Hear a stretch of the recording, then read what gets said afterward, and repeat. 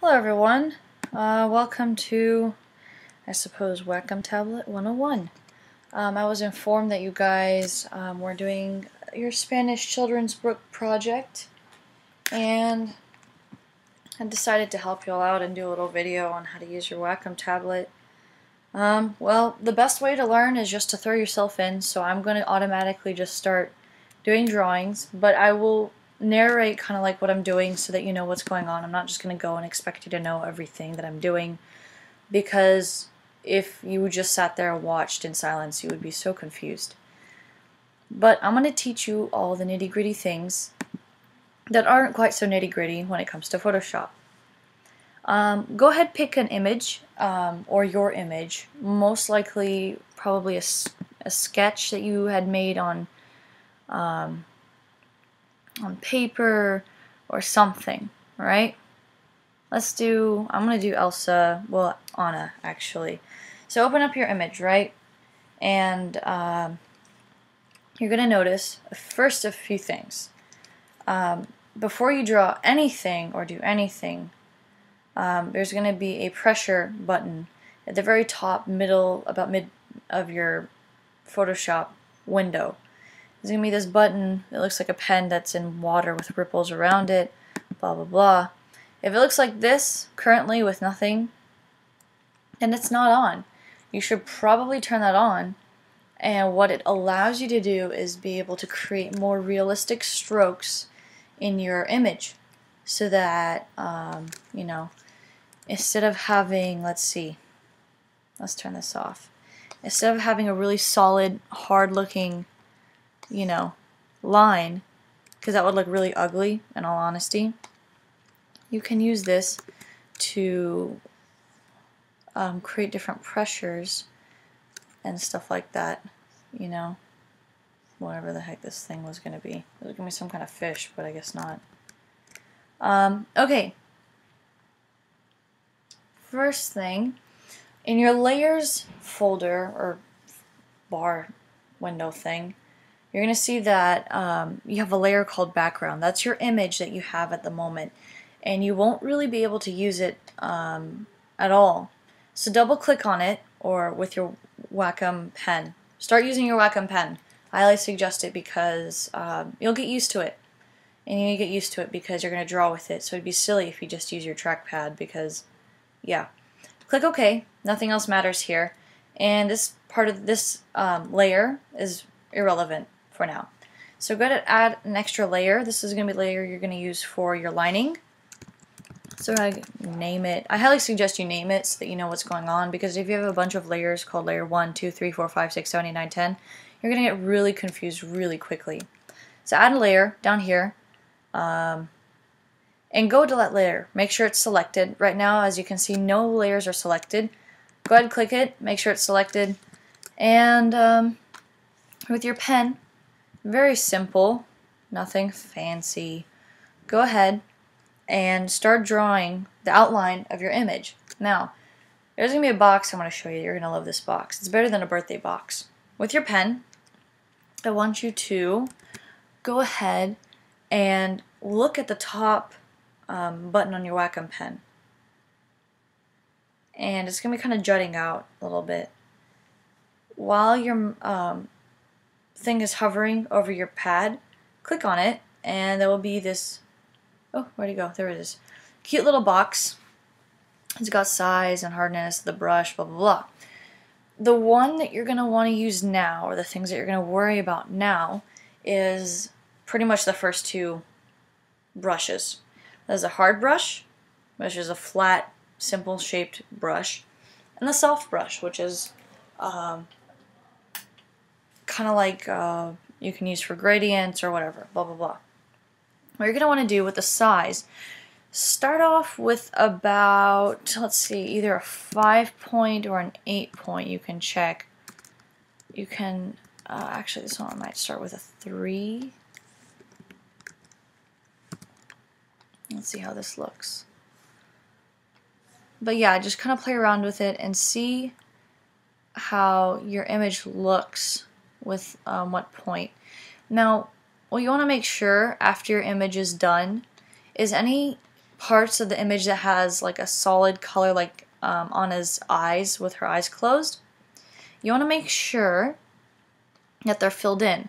Otherwise, it'll end up looking like this, and it's going to look really stupid. So after you finish lining your image, any solid places like this, go ahead and fill them in. It's very simple, very basic. I told you it wasn't anything crazy. You can zoom in, just, you know, like you would with any other image on your Mac. Just go ahead, zoom in.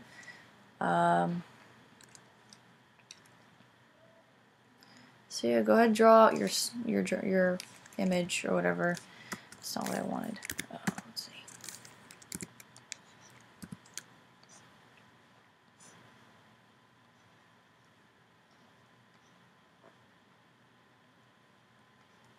I'm not going to make it look like it's anything special, you know, I'm just going to kind of go with it.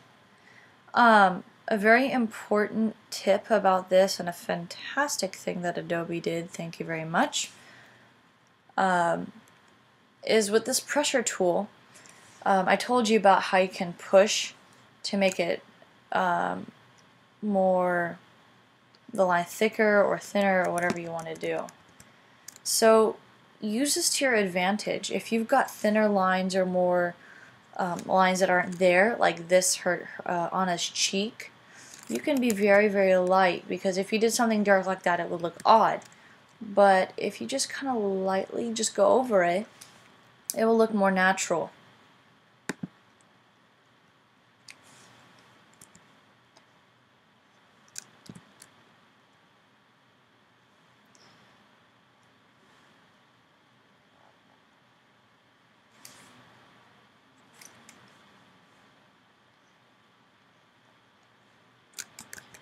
I highly recommend that the image that you either capture with your phone or whatever is, if you drew it out, is the best that you can get it at, as far as like lighting and stuff, because you will use it for your image.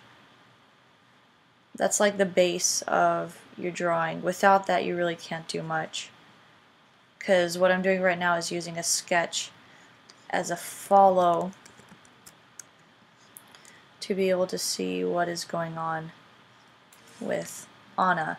Unless you're extremely talented, unlike me, and you can just go ahead and draw on Photoshop straight up without any sketching beforehand, I mean, go for it. If you can do that, then fantastic for you. I'm not at that level yet. I've got a lot to learn.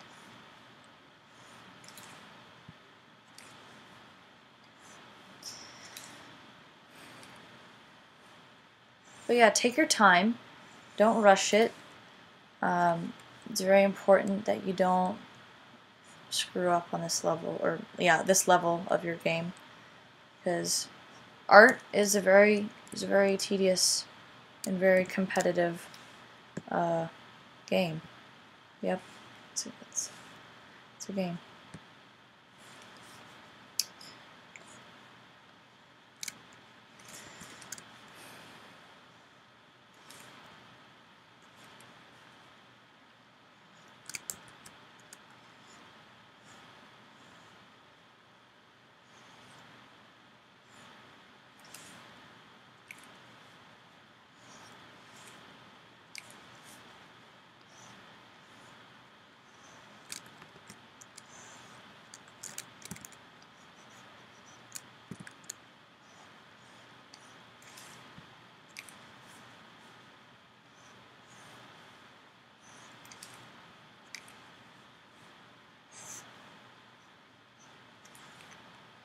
You can always switch back your layers back and forth to see, you know, how your image is coming along, you know, blah blah blah, blah blah blah. But yeah,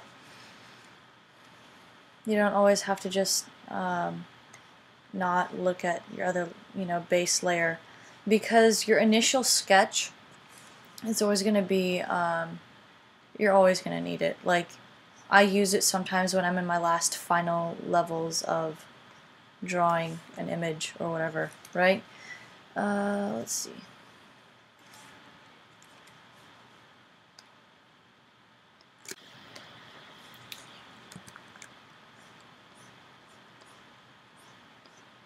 But yeah, this doesn't have to be anything super fancy, just very basic sketch or outline.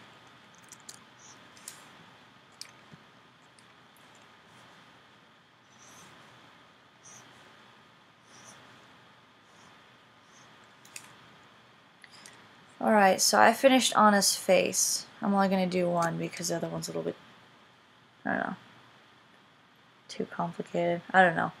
So I've got Anna's face, right? This is what she looks like without it. Very, very basic. Very basic. So, we're going to turn off this bottom layer. So we can say goodbye to that. And make sure that your lining layer is always on top, alright? So while you're in your layer 1, this new layer is going to be called layer 1. I would name it something like background or BG, I don't know. And get, let's see, about a gray color, alright? So, and just kind of color in behind, you know, your drawing so that you'd be able to see where your lines are, because with this dotted checkered thing, whatever, it hurts my eyes, especially with one who wears glasses a lot. I don't like wearing glasses when I'm drawing, or actually any time in particular, because glasses. So you got your background, you got your lining. Now what we're going to do is we're going to actually start coloring a very base color. If you were to like draw a horse or something, you would, you know, if it was a black horse, an all white horse, just color it a solid black or white.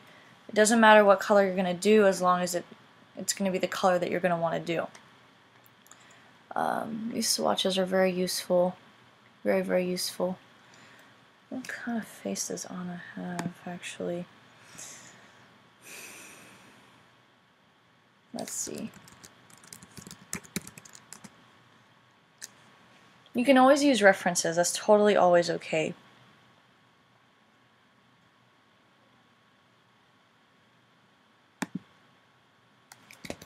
I mean, I use them all the time. Whatever.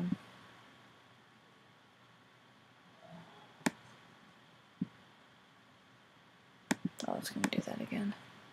Alright.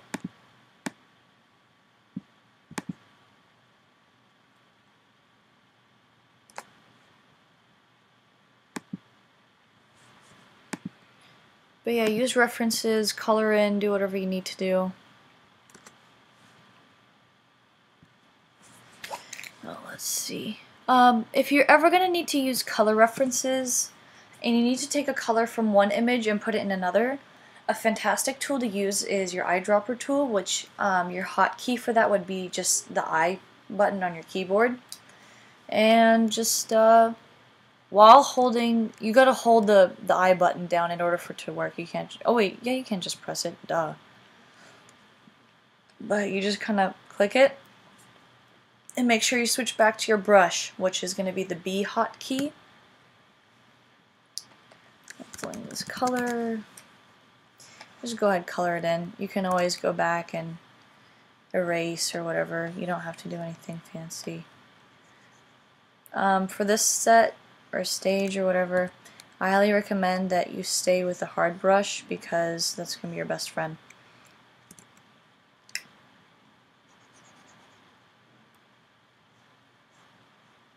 But yeah, just make sure that if you do color something like someone's face, you stay only within the face. I mean, it would be kind of weird if you walked out into the street one day and then your face, your skin color just kind of like randomly transferred into your hair. It'd be kind of more awkward if you even had like pink hair or something and then it just started turning, I don't know, white or beige or whatever. Or black for that matter. It'd be really odd. You can always go back in and recolor if you mess up something. If you accidentally go in too far, or accidentally erase, like let's say I accidentally erased Anna's neck color, you just go in and recolor it. Big whoop.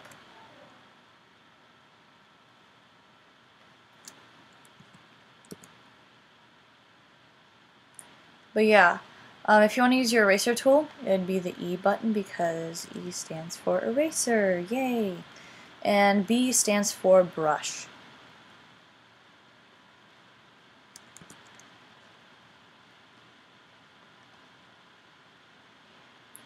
I'm not really showing it in this tutorial, but whenever you do your lining layer, you need to make sure that it's crisp and clean, not like how I did, because mine's more of a sketch, because, well, I really just sketched it. But make sure your lining layer is very neat and clean. You don't want anything to look fuzzy like mine is. You don't want stray marks like this little loser right here. You don't want any of that because it doesn't look good. And in order for your drawing to look more realistic, per se, you're going to want to make sure that it's as crisp as possible. Another tip is that you never, ever, ever, ever, ever want to mix any layer with the lining or any other layer. You want to keep every little thing that you do separate. So if I do on a skin and then I decide to do on his hair, I'm going to get a new layer and name it, not high, I'm going to name it hair. I'm just going to name this to skin because anything can be colored. So we can go back here, grab some of Anna's hair color, go back here. The fantastic thing about this is even if you draw all over, you know, the color, even if you erase it, the skin color won't go away, or, you know, whatever your first layer is.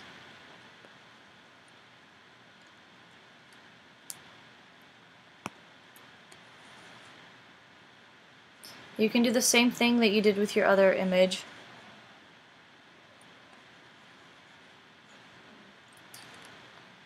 And just go back and erase whatever you missed or out-colored or whatever.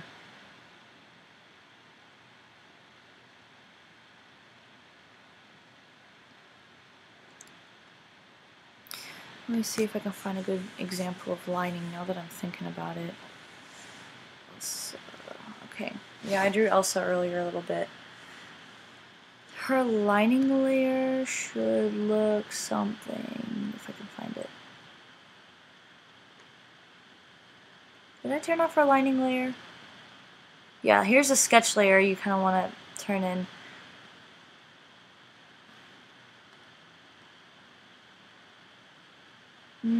Where is it?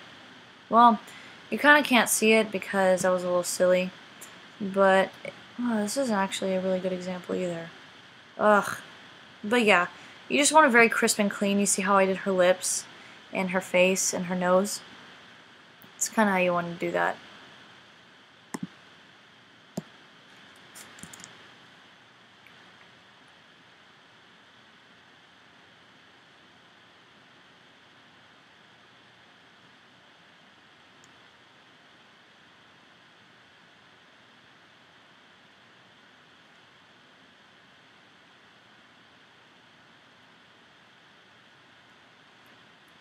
The fantastic thing about the pressure in your pen is that if you go extremely light, even if you have a big pen size, you can always go into tiny places without, if you do it like really lightly. Not like feather light, but if you want to do something like this corner or the very edges of the line, then you can go really lightly on it. Another tip from me, if you ever want to undo something, if it's just a one action undo, just click Command Z. But if you want to do more than one, like if you want to go back 5 steps, the buttons that you would press would be Command Option Z, and for every action you want to go back, you would repeat clicking Z, Z, Z, Z, right? That's how that works. It's a fantastic tool. I love you, Adobe, for putting that in.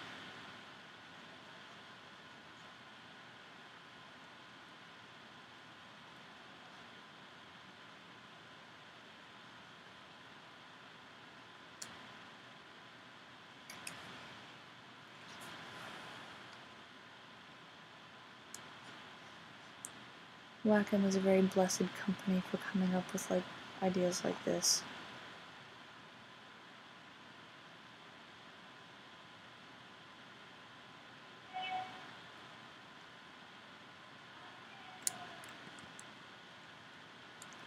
You can change the size if you need. Don't be afraid, it doesn't make you any more or less of an artist. I know you guys are fantastic artists.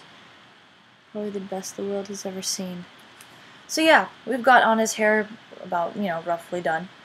So it's colored. Oh wait, no it's not. I lied. Just kidding. We need that white strip in there.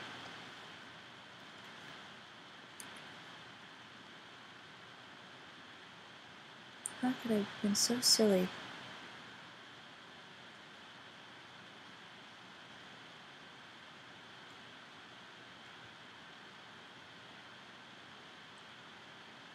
But if you're noticing something, I'm drawing Anna's hair thing in the same layer as the beige, or the copper color. So if I did erase, it would just completely take out both colors. If that makes sense. It's kind of like mixing crayons a little bit. Actually, that's not a very good analogy at all. So we've got Anna's hair.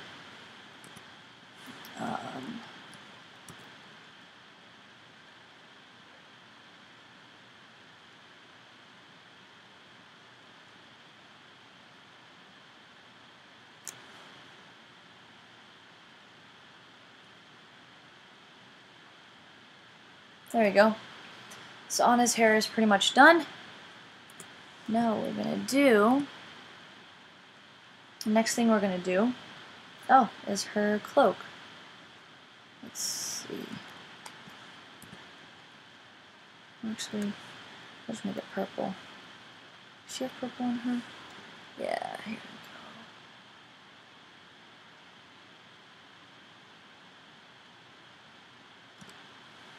No.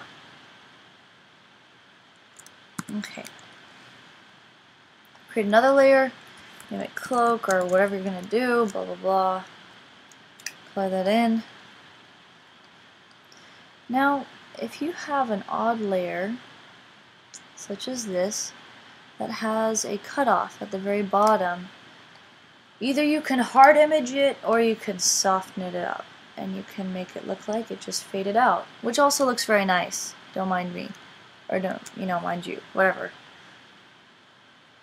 But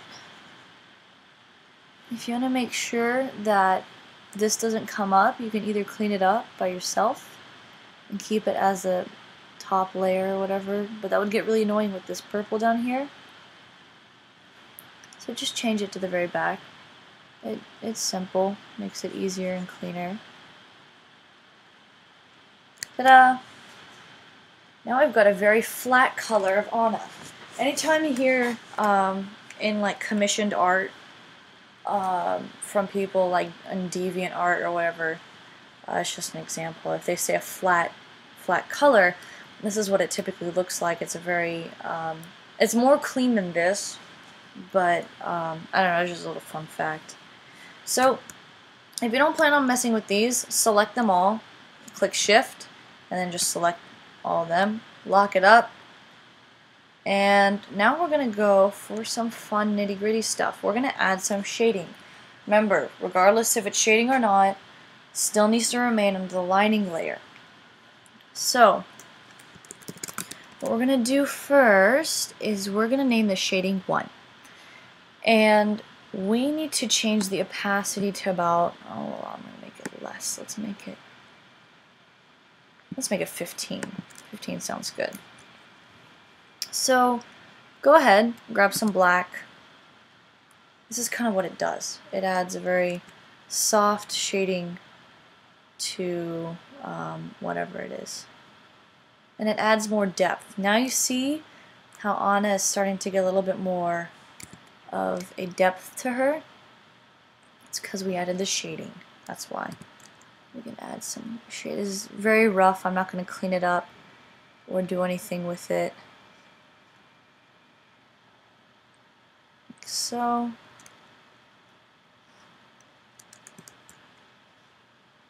For anything like clothing, what it helps for me personally is go ahead and just draw a little sun, right?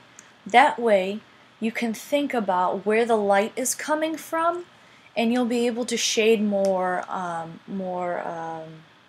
like on target.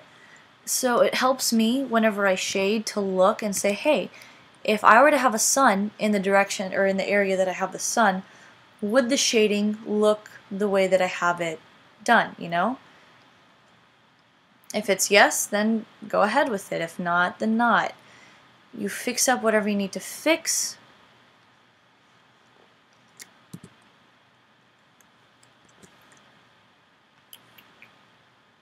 Like so, if you add a little shading behind her hair, right? You also need to think about fabric folds. You know, which way is the fabric folding, you know, in regards to, you know, how they're standing, or, you know, things like that.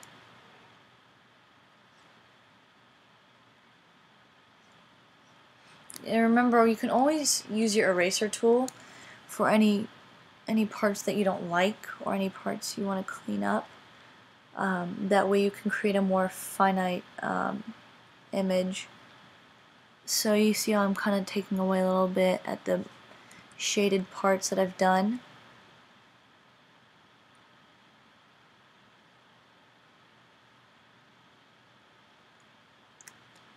If that makes sense. So it's pretty rough. We've got a rough shading of Anna's hair, her body, blah blah blah. Now, next, oh, we also need to add in her eyes a little bit. I forgot. Yeah, you gotta make sure you got that in there. Technically, that would be open. Maybe this a little bit.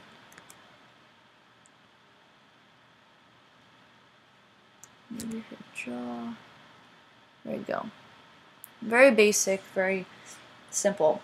This shading is going to be the extent of where your shading is. Any other shading layers you do that I'm going to tell you about is going to be behind this. So like this is where this is light, this is dark, this is the line of the shading. It's going to be behind the line of the shading. So we're going to name this now. That's not what I want. Shading 2.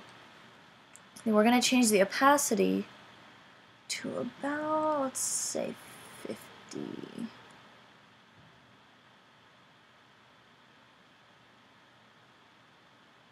Right?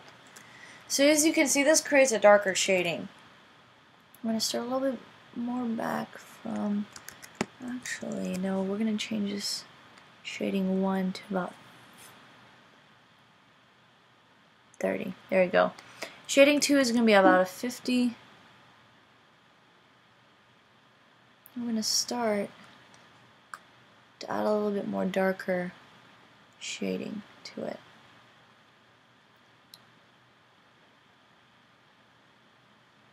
Now, as you can see, this kind of creates a little bit more depth to our character, right?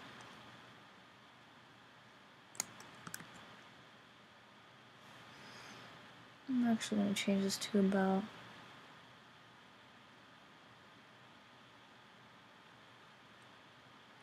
24 seems good, actually. That looks much better.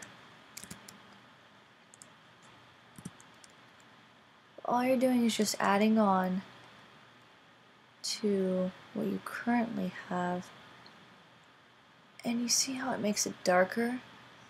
So now it's more prominent and it looks more, I don't know, in certain cases it might look more realistic or whatever it is. Play around with it. Figure out how this shading stuff works. You know, this is where the sun hits, all that stuff. It's very important.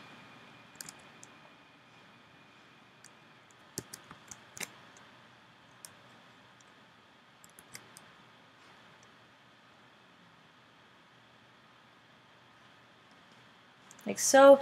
See, by adding in that extra little layer, Right here, look at where this is, this bronze and then the beige color. Watch, when I add this extra shading, it makes it look like she's got her bangs on top of the beige part of her hair. So you can really manipulate images to make it look however you want with these different shading techniques. It's very crucial if you want to be able to be like do 3D art or whatever, things like that. It can really change up your image. Now the last one, let's have about a 26% opacity, and this is gonna be the very backmost part of your image. It is not a very good example of this, but you know, here it is. Let's see, shade 2. You know, something like this. You play around with it. You know, if you want to make this look darker, you know, do what you want. Things like that.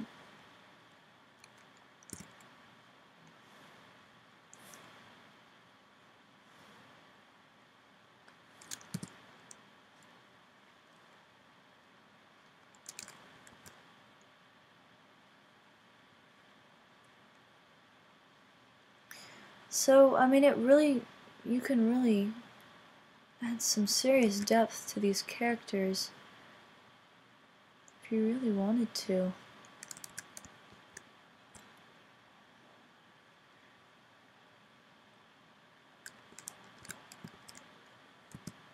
Right?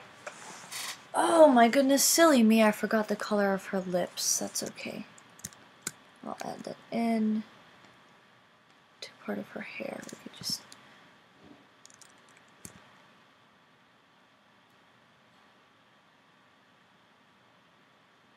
there, done. She's got her lips. Now, so I've got a really nice 3D image of Anna. And, you know, looking at the shading, it looks really rough. You can see that. What we're gonna do, this first is called a blur tool. This pretty much just blurs it up a bit. Just don't go over the blur part too much, because then sometimes in certain cases it will take away from the beauty of the color. Then you can use your smudge tool over here with the little finger. It's pretty much like how you would with a graphic pencil. All you do, and you have to be really slow at this because the computer needs time to process. In order to do a really good, effective, like shading smudge type thing, just go in itty bitty circles around wherever you want to do it so it fades out and looks more natural. Okay.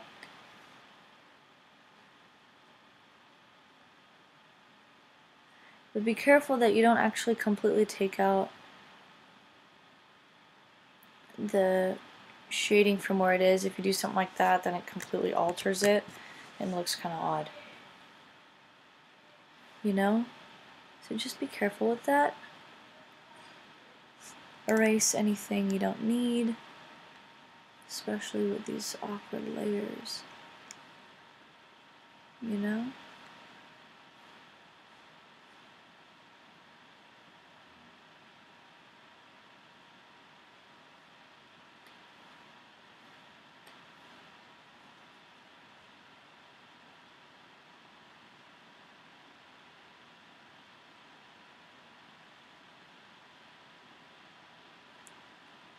Depending on how you play with these, you can really make an image shine.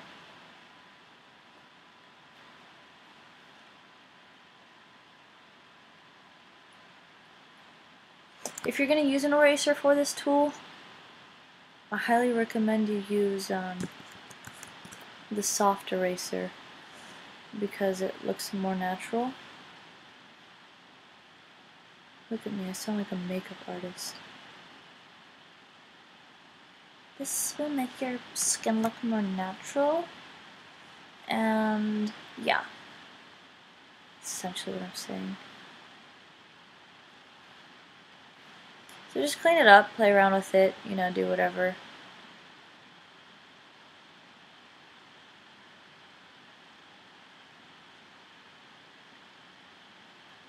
Don't get too crazy on the shading. You know, just do what you need to do. Very simple, very forward.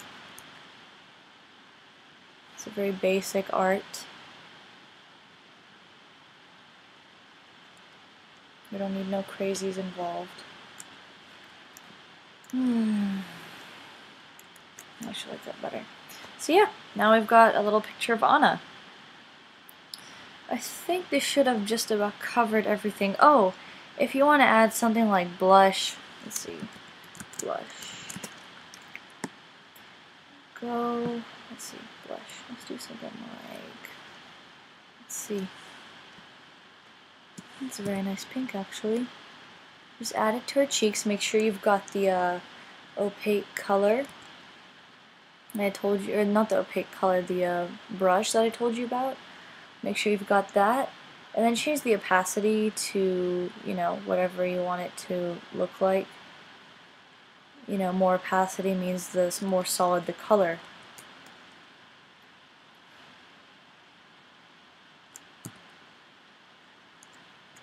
Nope, that's not what I want to do. But yeah, just do as you please.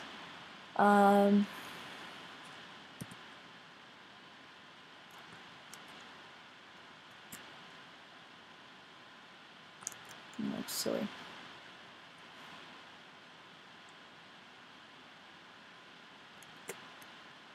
Yeah, something like that, or whatever. But yeah, then you can go back. Remember where you put the sun, or just put in a whole layer by itself. And just, there you go, you've got yourself a picture. That's actually pretty good for just a sketch, I think. But yeah, you can transfer any of your images any way you want. Like these braids, you can go in and really do some dynamic stuff with it.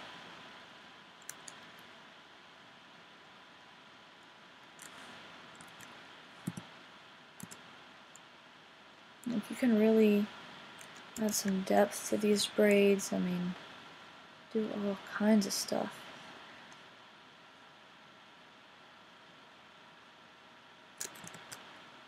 If you really want to get nitty gritty, that's where it's at.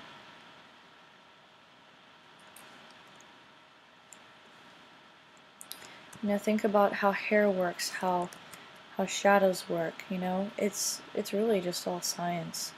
I mean, even in art, I mean, you're never going to escape science. Just accept that fact and move on. You're never ever going to escape science. It's always going to be there. I've given up trying because there's no point. But yeah. You can add more layers than just 3. And you could add a 4th one. And have it even stronger than, you know, 50. You could have it at 67, right? And really, or just 0, because that works too.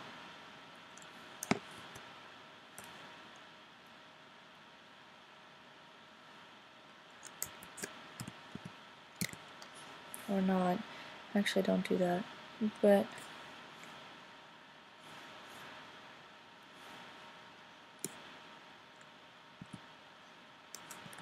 I mean, just be really careful about what you do. Even if you do put more opacity, if you add more layers, it's just going to add onto it. So really try and stay in the low numbers.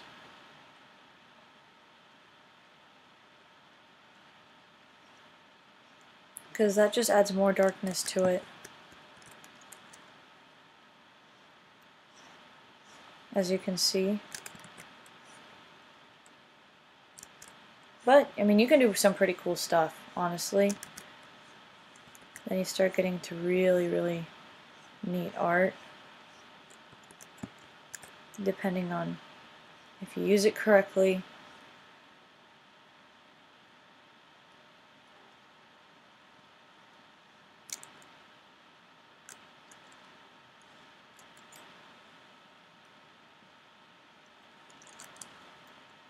And the stuff is phenomenal. It's a wellspring of knowledge for your soul.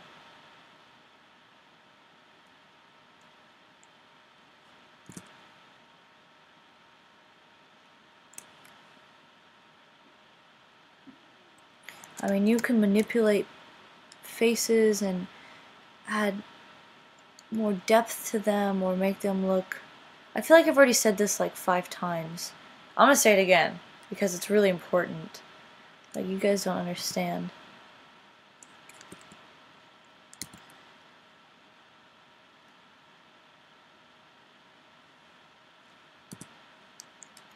But yeah.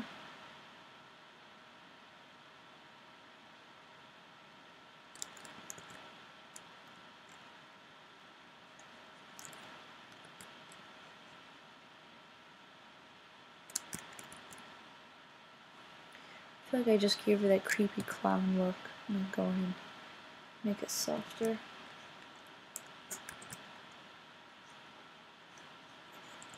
What the heck is that? 4. Let's move this a little bit. But yeah, that's about it. There you have it. Now she looks like she's almost movie ready. I mean, look at that. That's dynamic. Girl, you looking good. Yeah, it looks like it could be in some kind of animation, actually, now that I think about it. But that's just about the fundamentals of anything that you need to know. But if you have any questions about any kind of shortcuts that you could possibly use, you know, just hit me up, email me, do whatever you need to do. Call me on the PA or whatever you want. Oh, you forgot the text tool, Rita. Silly me. You could add text by pressing the T tool or the T hotkey. A fundamental thing you need to know about this tool. If you want to go back to your mouse button, you can't just press V because that's just going to add a V because this is text. Click Escape or press Escape, then press V. Unless you press V or anything else, you're still going to be in your text tool.